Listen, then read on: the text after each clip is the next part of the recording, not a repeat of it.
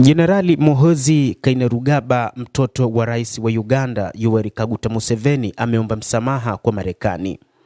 Mkuu wa majeshi ya ulinzi wa Uganda Muhoozi Kainerugaba na mtoto wa kiume wa rais Yoweri Kaguta Museveni wa Uganda ameomba msamaha kwa Marekani kwa matamshi yake ya awali kwenye mitandao ya kijamii ambayo yalikuwa yametilia shaka ushirikiano wa kijeshi unaoendelea kati ya Kampala na Marekani. Katika taarifa iliyochapishwa kwenye mtandao wa X Ijumaa asubuhi, Jenerali Kainerugaba alisema alikuwa amefuta machapisho yake ya awali baada ya kubaini kuwa taarifa alizotegemea hazikuwa sahihi.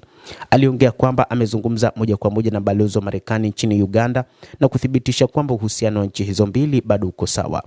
Nataka kuomba msamaha kwa marafiki zetu wakubwa Marekani kwa ujumbe wangu wa Twitter wa awali ambao sasa nimeufuta, Kainerugaba aliandika. Nilipewa taarifa zisizo sahihi. Nimezungumza na balozi wa Marekani nchini mwetu na kila kitu kiko sawa. Tunaendelea na ushirikiano wetu wa kijeshi kama kawaida, anasema Kainerugaba.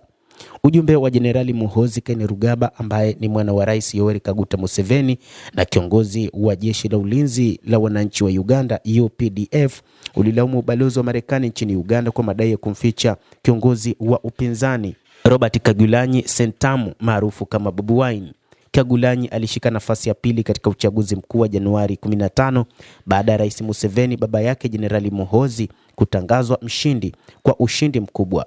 Jenerali Muhoozi ambaye pia ni mshauri mkuu wa Rais Museveni kuhusu operesheni maalum za kijeshi alidai kuwa uongozi wa sasa wa ubalozi wa Marekani nchini Uganda ulihusika kumsaidia Kyagulanyi kuondoka nyumbani kwake Magere, wilaya ya Wakiso, wakati wa operesheni ya kijeshi iliyofanyika usiku wa Januari 16 mwaka 2026.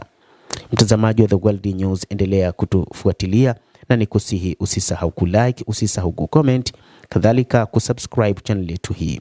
Naitwa Adam Hussein, endelea kuwa nasi wakati wote, endelea kutufuatilia.